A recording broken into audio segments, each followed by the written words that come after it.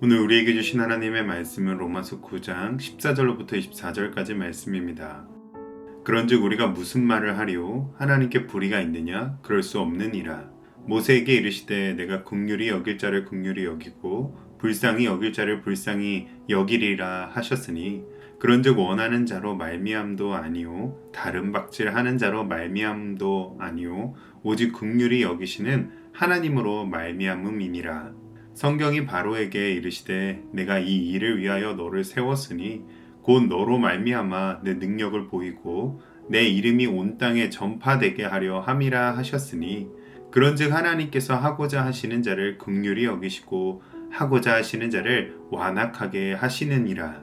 혹 내가 내게 말하기를 그러면 하나님이 어찌하여 허물하시느냐 누가 그 뜻을 대적하느냐 하리니 이 사람아 내가 누구이기에 감히 하나님께 반문하느냐 지음을 받은 물건이 지은 자에게 어찌 나를 이같이 만들었느냐 말하겠느냐 토기 장이가 진흙 한 덩이로 하나는 귀 있을 그릇을 하나는 천 있을 그릇을 만들 권한이 없느냐 만일 하나님이 그의 진노를 보이시고 그의 능력을 알게 하고자 하사 멸하기로 준비된 진노의 그릇을 오래 참으심으로 관용하시고 또한 영광 받기로 예비하신 바 긍휼의 그릇에 대하여 그 영광의 풍성함을 알게 하고자 하셨을지라도 무슨 말을 하리요? 이 그릇은 우리니 곧 유대인 중에서뿐 아니라 이방인 중에서도 부르신 자니라. 아멘. 사람은 본능적으로 왜? 라는 질문을 던지고 그 해답과 질문을 궁금해하며 알고 싶어 합니다. 그래서 어린아이도 부모에게 왜? 라는 질문을 자주 하고 어른이 되어서도 이해되지 않는 상황에 놓이면 왜 나에게 이런 일이 일어났는가라는 질문을 던지게 되죠. 그러나 아무리 질문하고 의문을 품어도 결코 알 수 없는 인간의 지식의 한계라는 차원이 있습니다. 바울은 오늘 본문에서 하나님의 선택과 주권에 대해 깊이 다루며 인간이 감히 왈가왈부할 수도 다 이해할 수도 없는 영역이 있음을 분명히 전합니다. 오늘 이 말씀을 통해 하나님의 절대 주권과 그 은혜의 풍성함을 묵상하는 이 시간이 되시기를 주님의 이름으로 축복합니다. 바울은 먼저 사람이 하나님의 선택에 대하여 불의하다라고 결코 말할 수가 없다라고 단언합니다. 바울은 하나님께서 모세에게 하신 말씀을 그 근거로 제시합니다. 내가 긍휼히 여길 자를 긍휼히 여기고 불쌍히 여길 자를 불쌍히 여기리라. 이는 은혜와 긍휼도 전적으로 하나님의 뜻에 따른 것임을 드러냅니다.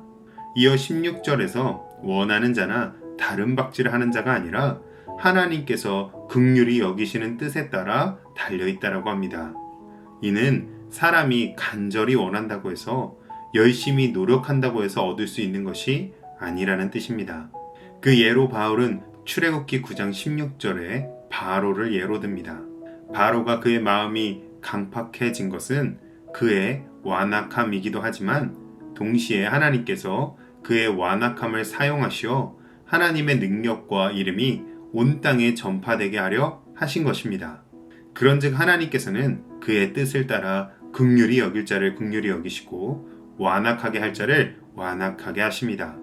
이처럼 하나님의 주권은 언제나 불의가 아닌 반드시 공의와 은혜를 드러내게 됩니다.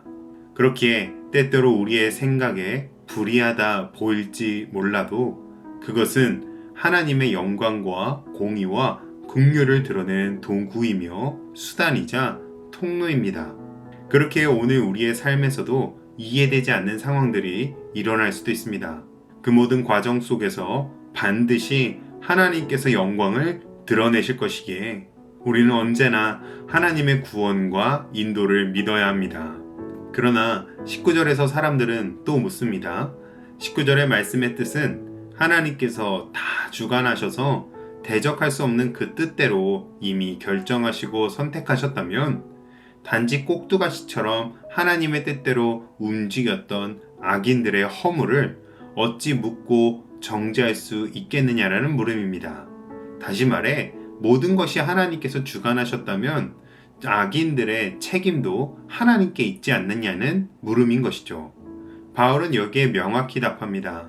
이 사람아, 내가 누구이기에 감히 하나님께 반문하느냐? 앞에 나왔던 질문이 아주 논리적이고 합리적인 질문이라 생각할 수도 있겠지만 이는 다분히 인간 중심에서 나온 질문입니다. 이는 모든 인간이 본래 다 멸망할 수밖에 없는 죄인이라는 사실은 간과하고 마치 억울하게 의와 구원을 박탈당했다라는 오해로부터 시작된 것입니다. 그래서 바울은 하나님과 우리의 관계가 창조주와 피조물의 관계임을 상기시키며 우리에게는 하나님께 반문하거나 논쟁할 그 어떠한 권리와 자격도 없다라고 합니다. 그 예로 바울은 하나님과 우리를 토기장이와 진흙으로 비유합니다. 토기장이가 한 덩이의 진흙으로 귀하게 쓸 그릇과 천하게 쓸 그릇을 만드는 것은 전적으로 토기장이의 권한입니다. 마찬가지로 하나님께서 진노의 그릇을 오래 참으시는 것도 긍휼의 그릇을 영광으로 예비하는 것도 모두 다 하나님의 주권적인 섭리입니다. 하나님의 긍휼과 은혜는 전적으로 하나님의 뜻에 따라 주어지는 것일 뿐 사람이 그 긍휼과 은혜를 준다 안 준다 왈가왈부할 수가 없는 것이죠.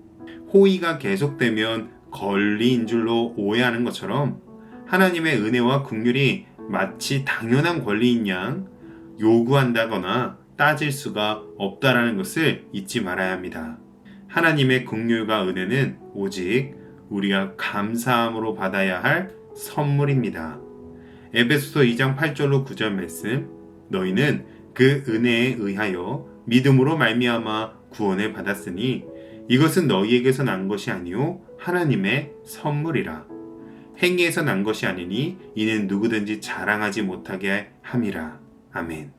그런데 우리가 크게 감사해야 될 사실은 이 절대적인 주권 아래에서 하나님의 그 긍휼과 영광이 바로 우리에게 주어졌다는 것입니다.